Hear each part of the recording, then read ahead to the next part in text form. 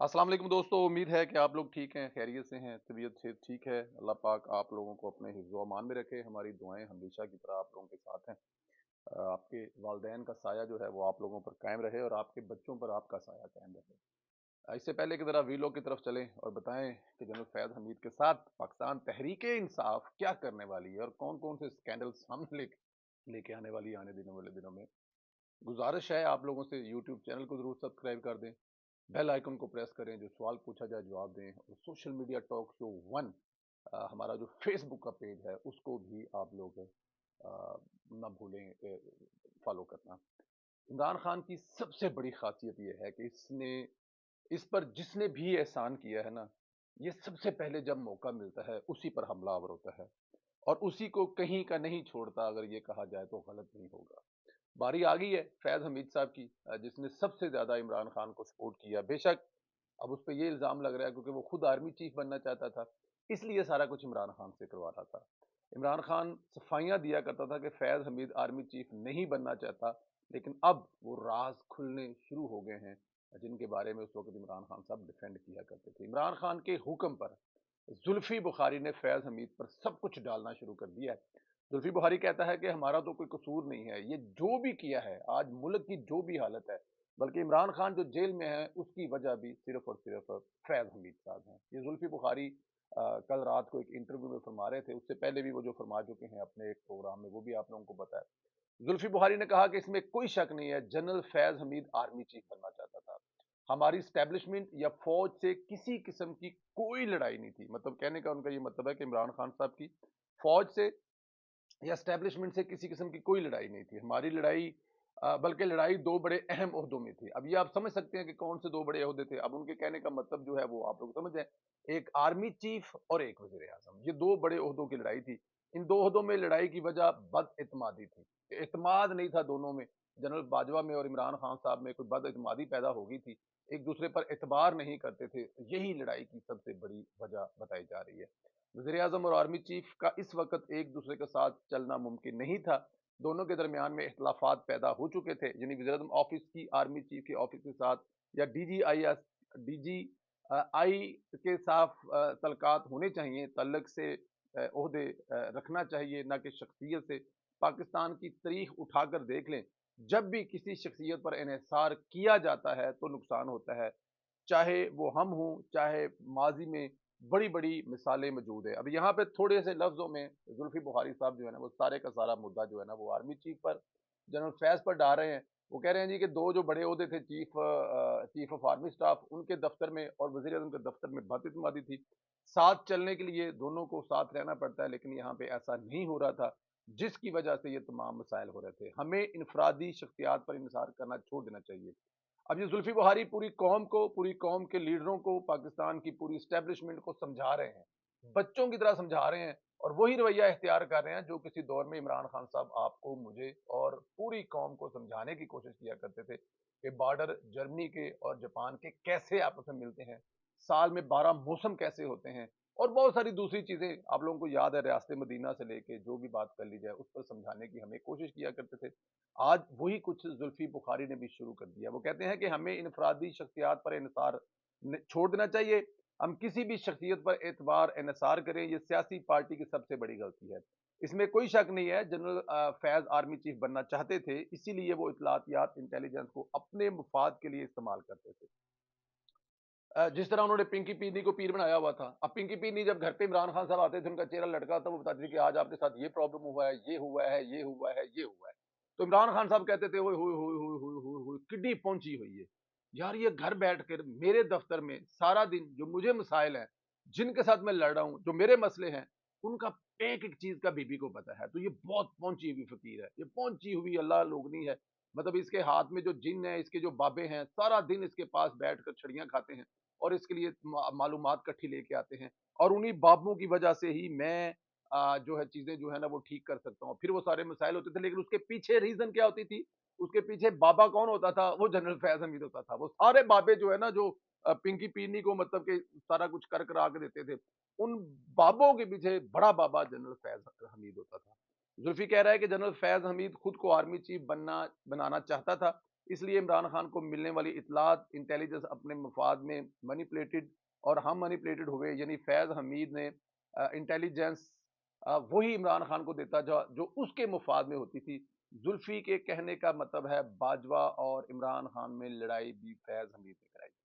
اب یہاں پہ ان باتوں سے تو یہی لگ رہا ہے نا کہ فیض حمید جو ہے وہ ان دونوں کی لڑائی کرانا چاہتا تھا اور جنرل باجوہ کو فارغ کروا کر ان کی جگہ پر خود بیٹھنا چاہتا تھا، اور وہ یہ سمجھتا تھا کہ عمران خان وزیر اعظم ہے، اس کے پاس پاور ہے، وہ باجوہ کو فارغ کر سکتا ہے اور باجوہ کو فارغ کر کے مجھے بٹھا سکتا ہے۔ تو انفارمیشن وہ وہی پاس کرتا تھا عمران خان صاحب کے آفس کو یا عمران خان کو، جو جنرل فیض کے مفاد میں ہوتی تھی، اور جب اس کے مفاد میں صرف ہوگی تو وہ وزیر اعظم کے مفاد میں نہیں ہوگی، عمران خان کے مفاد میں نہیں ہوگی۔ دیکھیں جب یہ ساری چیزیں تب کہی جاتی تھی تب پی ٹی آئی والے مانتے نہیں تھے، وہ کہتے تھے کہ ایک پیج پر ہے، کہا جاتا تھا کہ جنرل فیض سارا کچھ یہ آرمی چیف بننے کے لیے کر رہا ہے، اس ملک کی تباہی کے پیچھے جتنی چیزیں ہیں اس کا سرا صرف ایک چیز سے ملتا ہے کہ جنرل فیض آرمی چیف بننا چاہتا ہے، چاہے وہ کابل ہو، چاہے وہ دھرنا ہو اسلام آباد فیض آباد والا، کوئی بھی چیز اٹھا کر دیکھ لیں، چاہے نواز شریف اور اس کی بیٹی کو سزا دلانا ہو، چاہے شوکت عزیز صدیقی کو نکالنا ہو، چاہے پناما کیس ہو، کسی بھی چیز کو اٹھا کر دیکھ لیں، اس کے پیچھے نظر یہی آتا تھا کہ جنرل صاحب جو ہے اگلے 10 سال کا پلان بنا کر بیٹھے ہیں اور وہ 10 سال تک حکومت کرنا چاہتے ہیں، لیکن اس وقت ہماری کوئی نہیں مانتا تھا، لیکن آج اپنے منہ سے مان رہے ہیں، وقت کی بات ہے۔ آگے چلتے ہیں دوستو، آج صبح آپ کو بتایا تھا کہ مظاہر نقوی کے خلاف سپریم جوڈیشنل کونسل میں کاروائی چل رہی ہے، اہم پیش رفت ہوئی ہے اور نقوی کے خلاف 2 تگڑی جائیدادوں کی تفصیلات آج 3 بجے طلب کر لی گئی ہے۔ کونسل نے متعلقہ افسران ریکارڈ سمیت مظاہر نقوی کے خلاف پیش ہونے کا حکم دیا تھا، جب مظاہر نقوی جانتا تھا کہ ایک بار کاروائی کا آغاز ہو گیا تو پھر روکنا مشکل ہو جائے گا، پھر راہ اختیار بھی نہیں کر پائے گا، یعنی استعفیٰ بھی نہیں دے پائے گا اور ڈیل بھی نہیں مل پائے گی، اسی لیے ابھی سے کاروائی شروع نہیں ہونے دینا چاہتا تھا۔ کاروائی سے پہلے ہی مظاہر نقوی نے سپریم کورٹ میں سپریم جوڈیشنل کونسل کے نوٹس کو چیلنج کر دیا۔ موصوف کہتے ہیں کہ میرے خلاف شروع کی گئی مہم عدلیہ پر حملہ ہے۔ کمال ہو گیا جناب، کہ مطلب ایک جج سے اس کے پراپرٹی کے بارے میں، اس کی جائیداد کے بارے میں پوچھنا جو ہے وہ عدلیہ پر حملہ ہے۔ کمال ہو گیا، کمال کمال کمال۔ بٹ اینی ہاؤ، کونسل نے میرے اعتراضات طے کیے بغیر آندہ کاروائی کا نوٹس بھیجا ہے اور سپریم جوڈیشن کونسل نے 27 اکتوبر کو پریس ریلیز کر کے میرے بنیادی حقوق کی خلاف ورزی کی ہے، یعنی ججوں پر الزام لگا دیا ہے کہ انہوں نے خلاف ورزی کی ہے۔ اب یہاں پر ایک جج جس کی جائیداد کے بارے میں سوال کیے جا رہے ہیں، وہ ان سوالوں کے جواب دینے کے بجائے الٹا ججوں پر ہی الزامات لگا رہا ہے۔ یہاں پر جسٹس قاضی فیصل یاد آ گئے جب ان کو تمام عدلیہ نے مل کر نکڑ پر لگانے کی کوشش کی، کارنر کرنے کی کوشش کی اور کہا جی کہ آپ دیں حساب کتاب، جب سے پاکستان بنا ہے تو اس شریف انسان نے سارا حساب کتاب دیا تھا، ججوں پر الزام بھی لگایا تھا، لیکن یہاں پر الٹ ہو رہا ہے۔ الٹ کیوں ہو رہا ہے وہ آپ کو آخر میں بتاتے ہیں۔ اچھی خیر، ایک اور دلچسپ بات یہ ہے کہ مصروف نے جو وکیل ہائر کیے ہیں وہ پاکستان کے مہنگے ترین چوٹی کے وکیل ہیں، ان میں مہدوم علی خان، خواجہ حارث، لطیف کھوسہ، بریسٹر علی ظفر شامل ہیں۔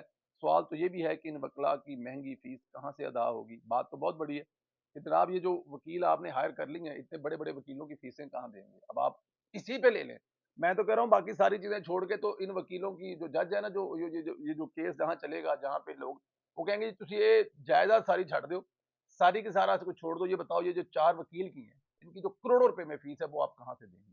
یہ بھی تو ایک پوائنٹ ہے نا، فیس کہیں نہ کہیں سے دینی ہے۔ اللہ واسطے وکیل لڑتا تو نہیں اللہ واسطے نا، وکیل جیتے یا ہارے وہ جیتے ہی ہوتا ہے کیونکہ اس نے اپنی فیس لینی ہوتی ہے۔ یہ وہی جج ہے۔ اب فیض حمید کا ذکر گزر چکا ہے لیکن یہاں پہ دوبارہ انوالو کرنا بہت ضروری ہے۔ جنرل مشرف کے خلاف جو فیصلہ ہوا تھا، سیٹھ وقار جو فوت ہو گئے ہیں، یہ اس فیصلے کو اڑانے کے لیے اسی مظاہر نقوی کو ہائر کیا گیا تھا اور فیض حمید نے کیا گیا تھا، اور اس شرط پہ کیا گیا تھا کہ عدالت ہی اڑا دوں گا، بندہ ہی کوئی نہیں چھوڑوں گا، فیصلہ تو بہت دور کی بات ہے، نشان ہی مٹا دوں گا، لیکن مجھے سپریم کورٹ کا جج بنانا ہے اور فلاں فلاں بنگلے چاہیے۔ اب وہ تمام کڑیاں جو ہیں وہ آگے جا کر ملیں گی، لیکن دوستو یہ مقافات عمل بھی ہے، آخر آپ نے بھاگ کر کہاں جانا ہے، ایک نہ ایک دن آپ نے اس کا جواب تو دینا ہی دینا ہے۔ خیر، ادھر وزیر اعظم نواز شریف بننے سے قبل چھوٹے سے چھوٹے کیس کو بھی خطا کرنا چاہتے ہیں۔ ان پر توشہ خانہ کا جھوٹا کیس بنایا گیا تھا جو کسی بھی طرح سے بنتا نہیں تھی، گاڑی لی تھی ابھی تک چل رہی ہے، حق ہے لے لی ہے، گاڑی لینا میرے خیال میں یا گھڑی لینا کوئی پرابلم نہیں ہے، وہ آپ قانون کے مطابق لے سکتے ہیں، لیکن وہ جو خود بروخت کر کے لیتے ہیں نا پرائز، مطلب اس کی جو 50% سے اس کو 10% کر دیں اور پھر آپ گھڑیاں لے لیں اور پھر واپس اس کو 50% پہ کر دیں اور پھر وہ گھڑی 10 روپے کی لے کے آگے جو ہے 4 لاکھ کی بیچ دیں، وہ مسائل ہیں۔ تو یہاں پر میاں محمد نواز شریف صاحب کا جو جھوٹا کیس اس وقت توشہ خانہ سے گاڑی لینے پر بنایا گیا تھا، اس وقت بنایا گیا تھا، اس کیس میں میاں نواز شریف نے اپنی صفائی میں بیان قلم بند کرانے کی اجازت مانگی تھی، جو احتساب عدالت نے دے دی ہے۔ میاں نواز شریف 30 نومبر کو اس کیس میں اپنا بیان جو ہے وہ قلم بند کرائیں گے، اور اس کے بعد ممکن ہے کیس ختم ہو جائے، کیونکہ کیس تھا ہی تب تک جب تک نواز شریف موجود نہیں تھے۔ اب وہ واپس آ گئے ہیں، عدالتوں کو ثبوت کے ساتھ مطمئن کر دیں گے تو میرے خیال میں کیس ختم ہو جائے گا۔ نواز شریف آج مری پہنچ چکے ہیں، کچھ دن اسلام آباد قیام کریں گے، اسلام آباد ہائی کورٹ میں کیسز میں پیش ہوں گے۔ اس کے علاوہ کچھ دنوں میں مولانا فضل الرحمان سے ملاقاتیں کریں گے، خیبر پختونخوا دور کے حوالے سے بھی جو معاملات ہیں وہ بھی اسلام آباد میں ہی طے ہوں گے۔ دیکھیں، یہ میاں محمد نواز شریف صاحب جو ہے نا، ان پر جتنے بھی کیس ہیں، بہت سارے لوگوں کو اعتراض بھی ہے کہ یہ کیس اب اتنی جلدی ختم ہو رہے ہیں، ایک ایک کیس ختم ہو رہے ہیں، یہ آئی اپنے کیس ختم کرانے کے لیے، کون سے کیس ختم کروانے کے لیے ہیں؟ وہ کیس جو اس وقت جھوٹے ترین کیس بنائے گئے تھے، صرف اور صرف اس لیے کہ نواز شریف کا ترقی کرتا ہوا ملک جو ہے وہ رک جائے، لوگوں کو روزگار ملنا رک جائے، لوگوں کو بجلی گیس مہنگی ملے، دہشت گردی میں اضافہ ہو، اور پھر وہ ایک لاڈلے کو لا کے بٹھا دیں۔ اس لیے جو نواز شریف پر کیس بنائے تھے، تو میرے خیال میں وہ کیس، جب وہ کیس ہی جھوٹے تھے، وہ بنانے والے سارے کے سارے ہی جھوٹے تھے، نہ وہ جھوٹے لوگ رہے، نہ وہ یہ سب کچھ بنانے والے رہے، تو اب یہ جو نیب ہے یا دوسری عدالتیں ہیں یا جن اداروں میں کیس بنائے گئے تھے، وہ ادارے کیا کریں؟ کیا ان اداروں کی مرضی سے کیس بنے تھے؟ نہیں، اس وقت جو طاقتور تھے ان اداروں سے کیس بنوائے گئے تھے، ان کیسوں میں کوئی حقیقت نہیں تھی۔ دیکھیں، پوری کی پوری تاریخ کھنگال ماری ہے آپ نے، نواز شریف کب سے حکومتیں کرتا آ رہا ہے، کب سے اپوزیشن میں، بلکہ آپ اس وقت سے حساب لگا لیں کہ نواز شریف کب وزیر خزانہ بڑھے، کب سیاست میں وہ انہوں نے داخل ہوئے، اس وقت سے لے کر وزیر اعظم کے عہدے تک 2016-17 تک پوری کوشش کی، میڈیا پورا ایک سائڈ پر، عدلیہ ساری ایک سائڈ پر، پاکستان کی انٹیلیجنس ساری ایک پیر پر، بلکہ کہا جائے تو پوری کی پوری فوج سمیت اسٹیبلشمنٹ ایک سائڈ پر ہوگی کہ کسی طریقے سے، کسی جگہ سے کوئی کمیشن، کوئی کک بیکس، کوئی ہیرا پھیری نکالی جائے نواز شریف کی، اور پھر اس پہ ان کو سزا دی جائے۔ لیکن صدقے جاؤں میں اپنے قائد پر کہ ان لوگوں کو، ان تمام طاقتوں کو، جس میں میڈیا، جس میں عدلیہ، جس میں فوج، جس میں اسٹیبلشمنٹ، تمام کے تمام لوگ شامل تھے، کچھ نہیں ملا۔ کچھ ملا کیوں نہیں؟ کیونکہ مجھے یاد ہے، چاہے وہ عابد شیر علی ہو، چاہے وہ مفتاح اسماعیل ہو، چاہے وہ دوسرے جتنے بھی بڑے بڑے لیڈران تھے جو یہ کہتے ہیں کہ ہم نواز شریف کے خلاف، نواز شریف کے حق میں قسم دینے کے لیے تیار ہیں، قرآن پر ہاتھ رکھنے کے لیے تیار ہیں کہ میں نے دیکھے دشمن سے دشمن، بڑے سے بڑا مخالف، چوہری نثار صاحب سے جب یہ سوال کیا گیا تو انہوں نے کہا نہیں، میں نے اپنی زندگی میں نواز شریف کو کبھی کک بیک اور کبھی میں نے اپنی زندگی میں ان کو کسی قسم کی کمیشن لیتے نہیں دیکھا، اور جب میں نے اپنی زندگی میں دیکھا نہیں، میرے سامنے ہوا نہیں، تو میں کیسے مان لوں کہ نواز شریف کسی قسم کی کرپشن کر سکتا ہے؟ یہ مخالف ترین سیاستدان جو اس وقت نواز شریف کے ساتھ نہیں ہے، وہ بھی یہ بیان دے رہا ہے۔ تو پھر وہ تاریخی فیصلہ آیا جس میں ثاقب نثار جیسے فکس کیے ہوئے بندے نے، جو اپنے بیٹی کے کچھ مہنگے لہنگوں کے لیے اور اپنے بیٹے کی تگڑی وکالت کے لیے اور ایک تگڑے گھر، اور پتہ نہیں آئی ڈونٹ نو قبر میں کیا لے کے جائے گا، یہ سارا کچھ کمپرومائز کیا۔ اور پھر وہ جو دبئی والا بیٹھا ہوا ہے وہاں پر، وہ عمران خان کا پرانا مہربان، وہاں سے ملا کیا جی کہ یہ میاں صاحب جب یہاں پہ لندن رہتے تھے دبئی میں، تو یہاں پہ رہنے کے لیے آپ کو ڈاکومنٹ چاہیے ہوتے ہیں، تو بیٹے کی جو فرم تھی اس میں ڈائریکٹر کی جاب کریٹ کی گئی اور وہ وہاں پر پیش کی گئی، تو ان کو رہنے کا اجازت نامہ ملا جسے اقامہ کہتے تھے۔ تو اس کے لاء کے مطابق ظاہر ہے اب ڈائریکٹر ہے تو آپ کو سیلری بھی لینی چاہیے، لیکن سیلری لی نہیں کیونکہ جاب کرتے نہیں تھی، تو وہ ایک فرضی سا خط تھا۔ لیکن یہاں پر کہا گیا کیونکہ آپ لے سکتے تھے، آپ نے لی نہیں، اس لیے آپ بے ایمان ہیں، اور بے ایمان جو ہے، جو جس نے کوئی مطلب اس قسم کا جھوٹ بولا ہے، وہ صادق اور امین نہیں ہے، اور ہم آپ وزارت عظمیٰ سے ہٹا رہے ہیں۔ یہ وہ سارے کا سارا قصہ ہے جو کیا گیا تھا اس وقت۔ تو اب کیا آپ کو لگتا ہے کہ اس جھوٹے کیسوں میں نواز شریف کی بریت ہو رہی ہے؟ اس وقت کے یہ جو کیس بنائے ہوئے ہیں توشہ خانہ والے، اس میں نواز شریف کی جان چھوٹ رہی ہے، تو کیا یہ غلط ہے؟ یہ غلط نہیں ہے۔ ہر جانے کے ساتھ نواز شریف کے ساتھ معافی مانگنی چاہیے ان تمام عدالتوں کو جنہوں نے یہ کیس بنائے، ان تمام اداروں کو ریٹن معافی مانگنی چاہیے کہ ہمیں معاف کر دیں، ہم نے اس وقت کے جو عوام کے ووٹوں سے الیکٹ ہو کر آئے تھے اس کے خلاف سازش کی ہے، یہ سب کچھ ہونا چاہیے۔ دوستو اپنا خیال رکھیں، آنے والا وقت نواز شریف کا ہے۔ 8 فروری کو انشاءاللہ تعالیٰ شیر پر مہر لگے گی، 9 کو رزلٹ آئیں گے، اور 10 کو یہ کنفرم ہو جائے گا کہ میاں محمد نواز شریف پاکستان کے وزیر اعظم ہے۔ بہت ساری دوسری باتیں ہیں انشاءاللہ اگلے بھی لوگ میں کریں گے۔ آپ لوگوں سے گزارش ہے، مجھے ذرا یہ کر کے کمنٹ کر کے یہ بتا دیں، میاں محمد نواز شریف صاحب کون سی تاریخ کو حلف اٹھائیں گے؟ آپ یہ ذرا تاریخ بتائیں۔